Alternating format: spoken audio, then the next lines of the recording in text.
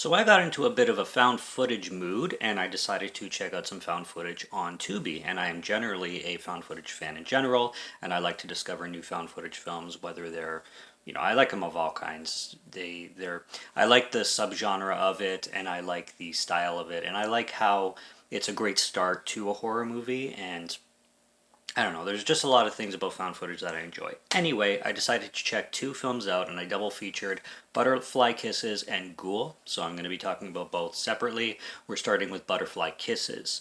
This was released in 2018. This was directed by Erik, I'll put it in the title because I forget. Erik Kristopher Sombers, I think his name is, if I'm not mistaken.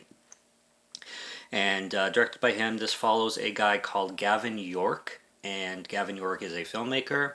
And the story goes where he goes to his in-laws' home, and it's a new home. He's going through the basement, and there's this box in the basement, and the box is filled with tapes.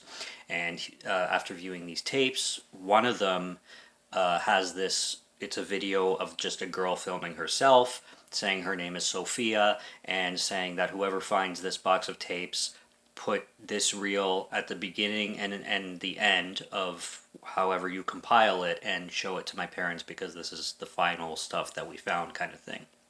So Gavin finds a big interest in these films, these found footage, very low budget, homemade kind of movie thing. And as a filmmaker, he decides to put it together. Now, in the footage, this film is cool because it's very movie within a movie within a movie kind of thing, and it deals with a lot of psychology and stuff like that. I really, really liked the premise of this film. So in the footage, it's these two film school students named Sophia and Feldman, and there's this lore and urban legend of this entity called the Blinking Man or something like that. And there's this tunnel. This is in Baltimore, Maryland. Is it Baltimore, Maryland? It's in Maryland for sure.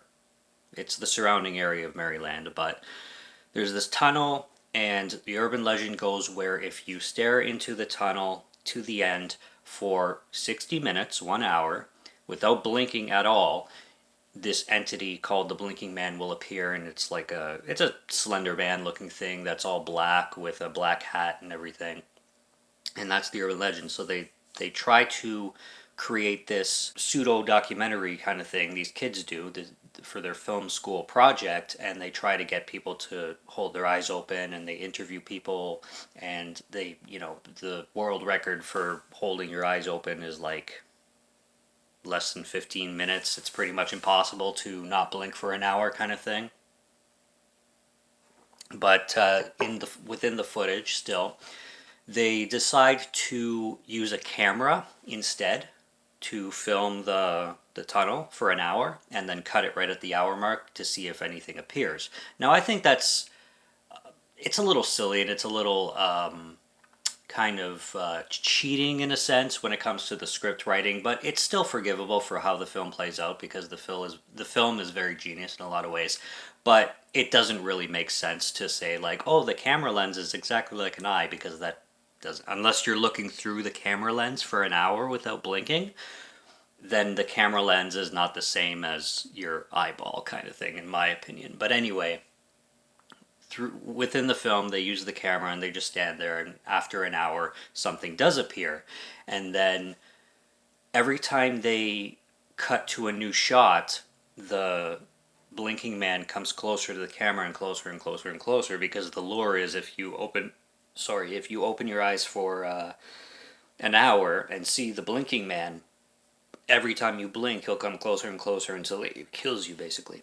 So the camera now is haunted with this Blinking Man, and every time it comes closer and closer. So Gavin York, we follow his story, and he hires a documentary crew to film himself putting this movie together and trying to convince people that this movie is real, kind of thing, because he's very convinced on this Blinking Man urban legend because he sees it in the camera, but everybody's looking at him like, yeah, that's the cheapest effect I've ever seen. Like, it's full, like, they think that he's using this to kind of market himself and use some kind of gimmick, and this film is very self-aware and uses the found footage tropes that you usually see in found footage films very cleverly. Now it takes itself completely seriously. It's not a spoof whatsoever like Scream or anything like that, but it does give nods to like the Blair Witch Project, where everybody's wondering if he's trying to like basically mimic the same idea where he wants to make this realistic looking situation and make, oh my god, this is real, this actually happened, and everybody's not taking him seriously, essentially. He's not. He really, truly, deeply believes in this footage and that it's real because he found it legit, but it doesn't seem that way. It's not really buyable when it comes to everybody looking inward kind of thing. So the lead character, Gavin Brooke, I think his name is, the guy, the filmmaker, he's a bit of a dick. He's a very like hot-headed, hot-tempered guy who like is very passionate of the project that he's working on, but he really gets into conflicts with people very easily, especially understandably so when nobody's taking him seriously kind of thing.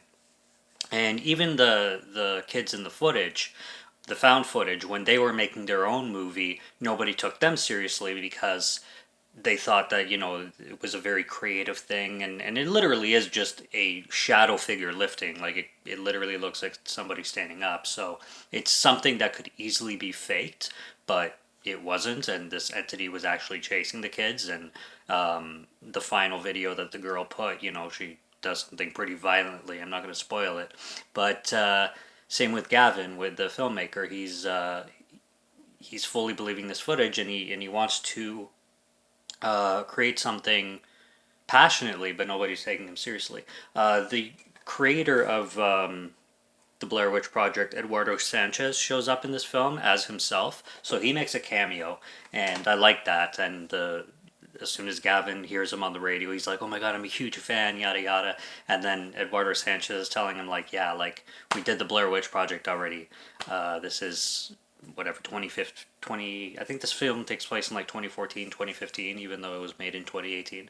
It's like it's 20 years later almost. Like this gimmick's been done before, just kind of give it up."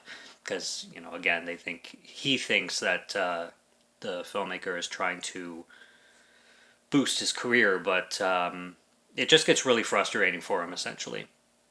And then it goes even further with the documentary crew following him around, because the documentary crew then starts to see him go crazy and they want to make a film of their own on Gavin now. So the leader of the documentary, the director, now wants to make his own film, and he's coming up with his own ideas and obsessions because he's witnessing Gavin go crazy, and then he comes up with his own like, oh, I want to make a project about this. So it just really goes into people's psyches and people's passions, and it just keeps going like a chain reaction in a sense. And I thought that was really clever. I think this script is really, really well done and very unique, and I've never really seen a found footage slash mockumentary done in the style of Butterfly Kisses. It's definitely worth checking out. I had a really good time with it, and it's free on Tubi right now, so if you want to check it out there, I'd definitely be purchasing, because I know that there is a Blu-ray and DVD out there, so if I could ever find it, I would like this on my shelves. But I strongly recommend this one. And if you like found footage or mockumentaries, go check it out because it's definitely not to be missed. That's Butterfly Kisses. Subscribe to Morgan Film Fan if you like to listen to my voice, or if you like my film reviews. I'll be back with more soon, so stay tuned for those. Check out what's on the channel already. Stay tuned for what's coming. Until next review, have a good one. Take care and cheers.